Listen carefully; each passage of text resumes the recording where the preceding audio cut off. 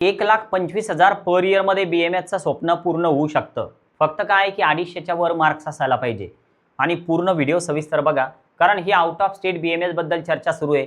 आणि दरवर्षी आम्ही बाहेर ॲडमिशन पाठवतो. तमिळनाडूमध्ये 25च्या वर मुलं ग्रुपमध्ये जातात आणि कॉलेज बघून नंतर ॲडमिशन करतात. तर सुरुवातीला 9 सीट्स सध्या कॉल आला होता आजच, तर त्यामुळे लवकर अपडेट तुमच्यापर्यंत पोहोचवलं. अगोदर जिजाऊ अकॅडमी जे जॉईन आहेत महाराष्ट्रामध्ये, तर त्यांना संधी आम्ही देणार आहे.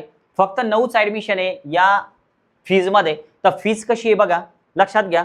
आणि ग्रुपमध्ये मुलं पाठवायचे, त्यामुळे 23 तारखेच्या अगोदर डिसिजन घेणं गरजेचं आहे. आता सुरुवातीला तर मी या ठिकाणाहून सुरुवात करतोय की फर्स्ट इयरमध्ये नेमकं कसं बजेट राहील आपलं. तर ट्युशन फी जी आहे तर ती 1,25,000 रुपये आपल्याला द्यावं लागणार आहे कॉलेजला. आणि त्यानंतर हॉस्टेल मेसची फी 90,000 रुपये असणार आहे फर्स्ट इयरमध्ये. यानंतरचा जो खर्च आहे तर तो फील्ड व्हिजिटचा असणार आहे की जो 10,000 रुपये कॉलेज सुरुवातीलाच घेऊन टाकाल. म्हणजे गेल्याबरोबरचा खर्च नाही आहे, ते पण सांगतो मी तुम्हाला की गेल्याबरोबर तुम्हाला किती पैसे द्यायचे. आता बुकिंग अमाऊंट बुक्स जे आहे, बुकिंग अमाऊंट नाही, हा पुस्तकांचा खर्च आहे, तर हे 35,000 रुपये तुम्हाला द्यावं लागतात. आणि त्यानंतर जी युनिव्हर्सिटी फीज आहे, आता हे बुक्स तर तुम्हाला इथं पण लागणार आहे महाराष्ट्रात. युनिव्हर्सिटी फीज पण लागत असते की जी 15,000 रुपये असते. आता याचं जर टोटल आपण करून बघितलं समजा टोटल, तर हे जवळपास 2 लाखच्या वर जाऊन राहिलं. 2,25,000 जातंय. सॉरी 75,000 जातंय. तुम्ही एकदा टोटल करून बघाय, 2,75,000 पर्यंत जाऊन राहिलं. पण आता आपण व्हिडिओमध्ये सुरुवातीला सांगितलं की 1,25,000, तर 1,25,000 कॉलेजची फीज आहे. आणि बाकी आता ह्या रकमा सेकंड इयर पासून कमी होणार आहे. तर त्या कशा, थोडं लक्ष द्या. कारण तुम्हाला जर ॲडमिशन करायची असेल तर सगळं बजेट जे आहे तर ते अगोदर माहिती असणं गरजेचं आहे. कारण मी पब्लिक व्हिडिओमधून सगळं क्लिअर बोलतो, मागं असं हाईड करून काही ठेवत नाही की मग नंतर.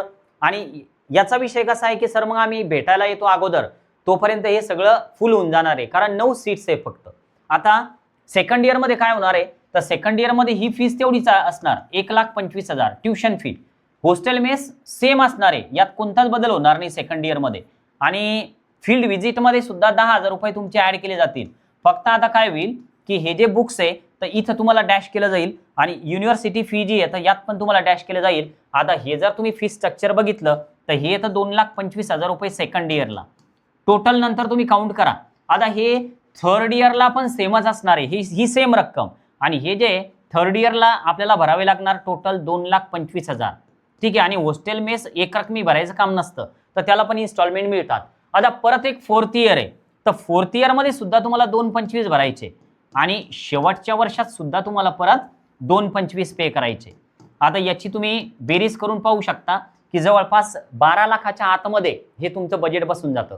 आता या व्यतिरिक्त अजून खर्च कोणता आहे, कारण जर समजा आपण ॲडमिशन करतोय तर तमिळनाडू सारख्या स्टेटमध्ये आपल्याला एखाद्या व्यक्तीचं सहकार्य घेणं गरजेचं आहे.